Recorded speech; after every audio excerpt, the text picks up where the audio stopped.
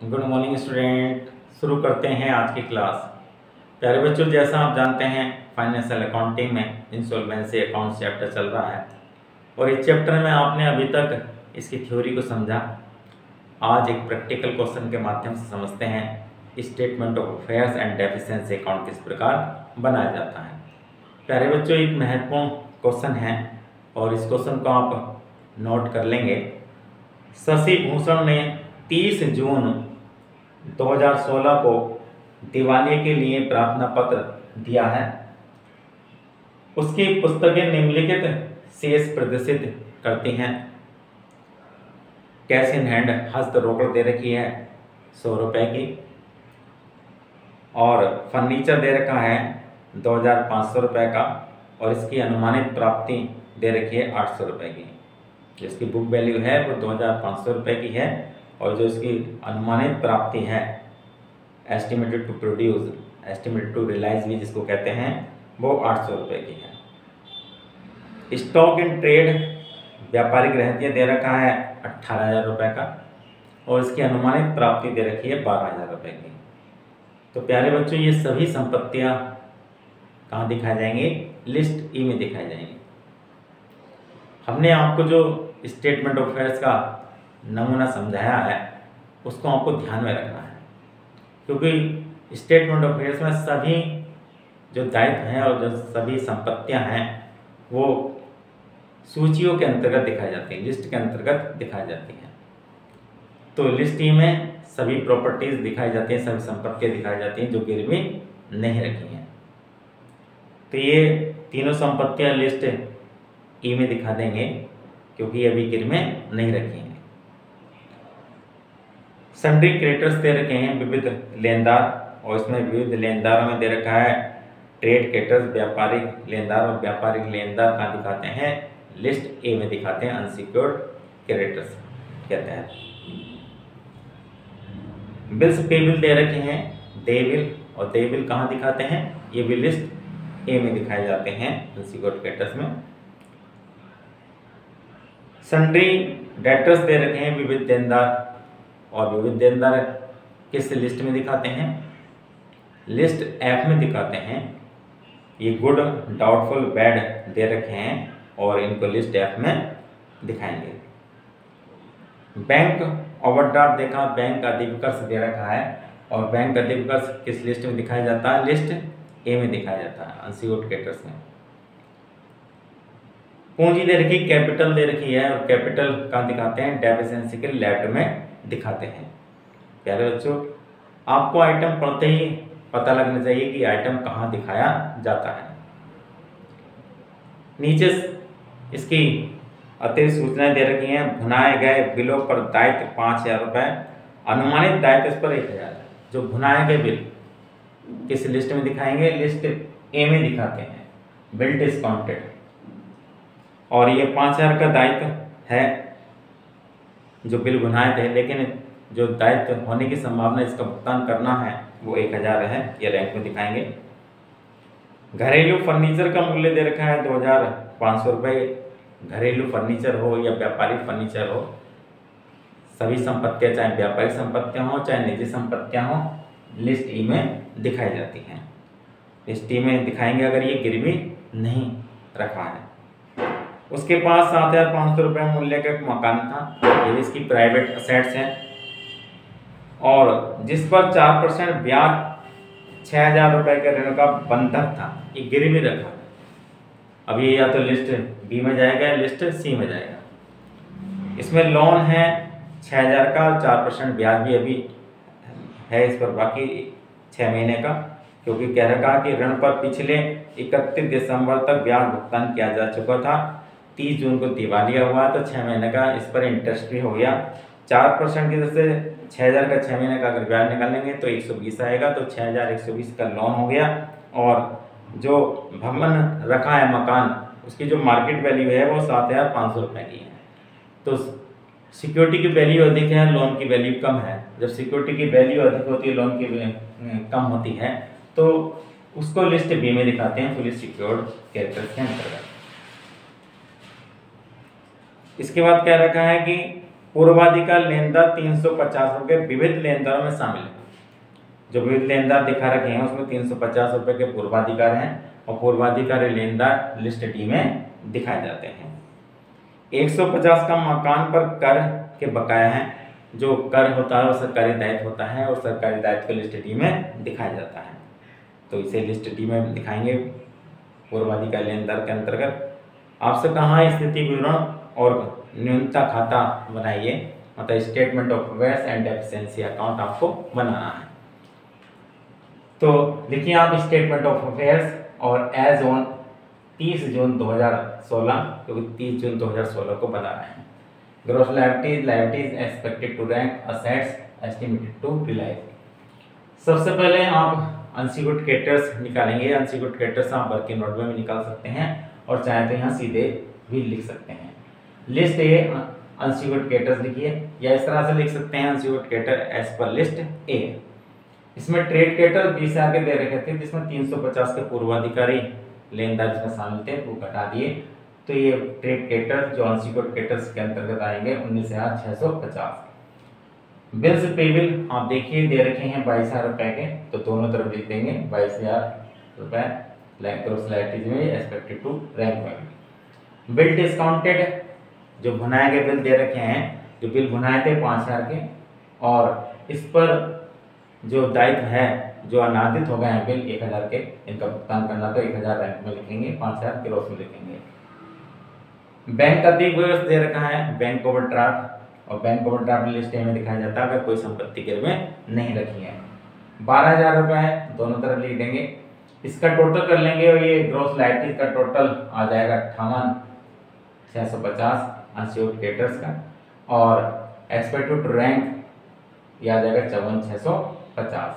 उसके बाद list B लिखेंगे और लिस्ट बी में फुली सिक्योर्ड क्रेडिटर्स लिखते हैं, और फुली सिक्योर्ड क्रेडिटर्स जिसमें जो संपत्ति गिरवी रखी है उसकी वैल्यू अधिक होती है और लोन कम होता है।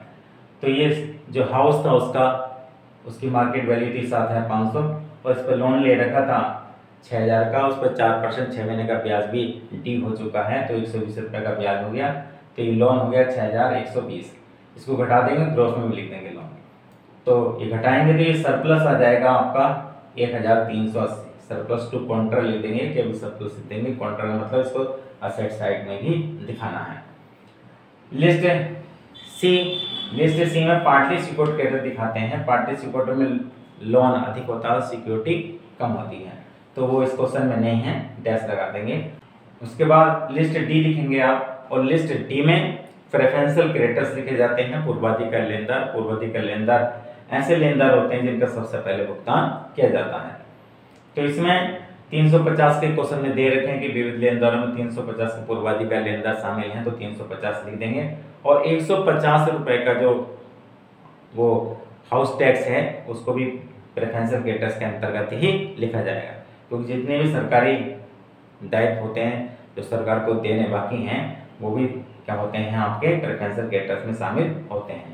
तो 150 ये 500 रुपए के आपके प्रेफरेंशियल क्रेडिटर्स हो गए। इनको ग्रॉस में लिखेंगे और अंदर लिखेंगे, क्योंकि इनको हमें असेट्स में इधर घटाना है, सबसे पहले इनका भुगतान करना है। उसके बाद असेट साइड में आप लिखेंगे, और असेट साइड में सबसे पहले लिस्ट ई लिखेंगे। लिस्ट ई में वो संपत्ति लिखेंगे जो गिरवी नहीं रखी। कैश एंड बैंक लिखेंगे, और कैश दे रखे हैं आपका 100 रुपए का, ये बुक वैल्यू है 100 रुपए की, इसकी रिलाइज वैल्यू होगी, जाहिर सी बात है। तो केवल बुक वैल्यू और रिलाइज वैल्यू में अगर अंतर है तो दोनों जगह लिखिए, ना तो केवल बाहर ही लिखिए। तो ये 100 रुपए आप इसको रिलाइज वैल्यू में लिख दीजिए। फर्नीचर की जो बुक वैल्यू है वो 2,500 रुपये है और उसकी रिलाइज वैल्यू 800 रुपये है। अगर उसकी बुक वैल्यू और रिलाइज वैल्यू एक है, रिलाइज वैल्यू में कोई अंतर नहीं है, तो उसको अंदर लिखने की कोई ज़रूरत नहीं, सीधा बाहर लिख सकते हैं। स्टॉक आपका दे रखा है 18,000 का और इसकी रिलाइज वैल्यू 12,000 है, तो 18,000 अंदर लिखिए, इसकी बुक वैल्यू रिलाइज वैल्यू 12,000 बाहर लिखिए। हाउस होल्ड फर्नीचर भी दे रखा है 2,500 रुपये का, ये मार्केट वैल्यू लिखी जाती है प्राइवेट एसेट्स की, तो 2,500 रुपये अंदर भी लीजिए और बाहर भी लीजिए। बाहर तो लिखना ही लिखना है आपको, अंदर लिखने की कोई आवश्यकता नहीं है। अगर बुक वैल्यू और रिलाइज वैल्यू में अंतर है तो लिखिए, अन्यथा कोई लिखने की जरूरत नहीं है। लिस्ट एफ में बुक डेट या डेटर्स दिखाते हैं। ये गुड, डाउटफुल और बैड दे रखे हैं। गुड दे रखे हैं 10,000 के और 10,000 ही प्राप्त होंगे, बाहर भी 10,000 लिखिए। और डाउटफुल 20,000 और 50% ये प्राप्त होंगे, क्वेश्चन में देखिए कह रखा है। तो 20,000 का 50% ये 10,000 हो गए। और बैड आपको अंदर ही अंदर लिखने हैं क्योंकि इनसे कोई राशि प्राप्त नहीं होगी। इसके बाद लिस्ट जी में bill, receivable and promissory notes लिखेंगे, वो क्वेश्चन में नहीं दे रखे तो डैश लगा देंगे। इसके बाद इन तीनों लिस्ट का टोटल आप कर लेंगे तो ये टोटल आ जाएगा आपका 35,400। इसमें लिस्ट बी से जो सरप्लस आपको प्राप्त हुआ है उसको जोड़ देंगे, सरप्लस को 1,380 रुपये, तो ये टोटल आ जाएगा 36,780। उसके बाद प्रेफरेंशियल क्रेडिटर्स लिस्ट डी वाले घटा देंगे, ये 500 रुपये, 500 रुपीज़, तो ये आपका नेट असेट्स रिलाइज आ जाएगी आपकी 36,280 रुपये। अब आप रैंक का टोटल करेंगे और ये रैंक का टोटल आपका 54,650 होगा और ये 54,650 का भुगतान करना है। और जो संपत्तियों से प्राप्त राशि है वो 36,280 रुपये जो नेट असेट रिलाइज वैल्यू है। अब इसको घटा देंगे 54,650 में से 36,280, तो ये लिस्ट एज डेफिशिएंसी आ जाएगी घटाकर 18,370। और इसी के कारण ये शशि भूषण दिवालिया हो रहा है, दिवालिया होने के लिए प्रार्थना पत्र दिया है क्योंकि 18,370 का वह भुगतान करने में असमर्थ है। तो प्यारे बच्चों, इस प्रकार यह आपका स्टेटमेंट ऑफ अफेयर्स बन गया। और ग्रोथ का भी टोटल कर लेंगे, वैसे ग्रोथ का टोटल का कोई औचित्य नहीं है और फिर भी कर लेंगे, ये 65,270 रुपये। तो प्यारे बच्चों, अब हम बनाते हैं डेफिशिएंसी अकाउंट। प्यारे बच्चों, बनाते हैं डेफिशिएंसी अकाउंट। डेफिशिएंसी अकाउंट की दो साइड होती हैं, लेफ्ट साइड और राइट साइड। लेफ्ट साइड में सबसे पहले आप कैपिटल लिखेंगे और कैपिटल क्वेश्चन में दे रखी है 16,600 रुपये। कैपिटल क्या होती है? Excess of assets over liability. जो व्यापारिक संपत्तियां हैं उनका व्यापारिक दायित्व पर अधिक को क्या कहते हैं? हम पूंजी कहते हैं, कैपिटल कहते हैं। तो excess of assets over liability जो कैपिटल है आपकी 6,600। अगर कैपिटल ओवर ड्राउन होता, excess of liabilities over assets होता तो उसको राइटिंग लिखेंगे। इसके बाद जो भी ट्रेडिंग प्रॉफिट है या संपत्तियों के वसूली से लाभ हुआ है तो उसको भी लेफ्ट साइड में लिखा जाएगा। इसके बाद जो अगर प्राइवेट असेट्स हैं और प्राइवेट लायबिलिटीज हैं और प्राइवेट असेट्स अधिक हैं, प्राइवेट लायबिलिटीज कम हैं, तो लेफ्ट में लिखेंगे। अगर प्राइवेट लायबिलिटीज अधिक हैं और प्राइवेट असेट्स कम हैं तो जितने वो प्राइवेट लायबिलिटीज अधिक होंगे उधर राइट साइड में लिखे जाएंगे। यहाँ जो प्राइवेट असेट्स हैं वो उसका मकान है और उसकी मार्केट वैल्यू 7,500 रुपये है और घरेलू फर्नीचर है 2,500 रुपये का। इसका मतलब कुल 10,000 की उसकी निजी संपत्तियां हैं और उसने एक ऋण भी ले रखा है मकान पर, जो उसके निजी ऋण है। 6,000 रुपये का ये ऋण ले रखा था, लोन ले रखा था। उस पर 4% की दर से 6 माह का ब्याज भी ड्यू हो गया था 120 रुपये और 150 रुपये का मकान पर कर। तो इस प्रकार उसका जो निजी दायित्व है, प्राइवेट लायबिलिटीज है 6,270 रुपये। तो यहाँ प्राइवेट असेट्स अधिक हैं, 10,000 की हैं और प्राइवेट लायबिलिटीज 6,270 की हैं। तो ये हम घटा देंगे 10,000 में 6,270, तो ये excess of private assets over private liability 3,730 रुपये आ जाएगी। इसके बाद अगर कोई और प्रॉफिट है, चाहे ट्रेडिंग प्रॉफिट है या अदर प्रॉफिट है, सट्टे का प्रॉफिट है या संपत्तियों की वसूली से लाभ हुआ है तो उसको भी लिख देंगे, या कोई ऐसा दायित्व जिसका भुगतान नहीं करना पड़ा उसको भी लिख देंगे। मतलब इधर लाभ लिखना आपको जो प्रॉफिट दिवालिया का है। और उसके बाद जो आपने डेफिशिएंसी निकाली है स्टेटमेंट में उसको लिख देंगे लिस्ट एच, ये 18,370 रुपये।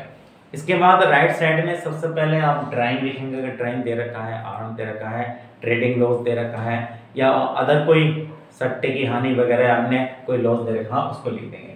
उसके बाद जो संपत्तियों के वसूली से हानि हुई है उसको भी लिख देंगे, loss on realisation of assets.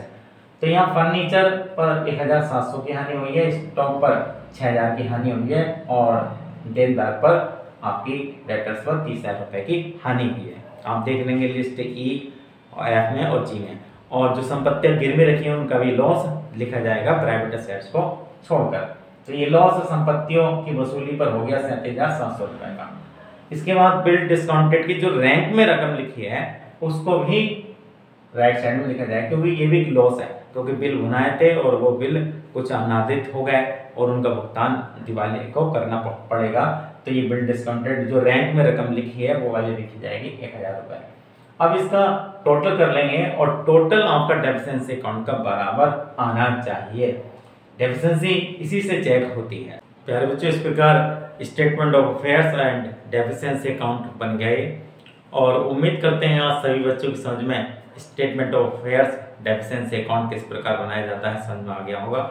अगर कोई बात आपकी समझ में नहीं आती है तो निसंकोच आप कमेंट में लिख सकते हैं। आपकी हर समस्या का समाधान करने की हम पूरी कोशिश करेंगे।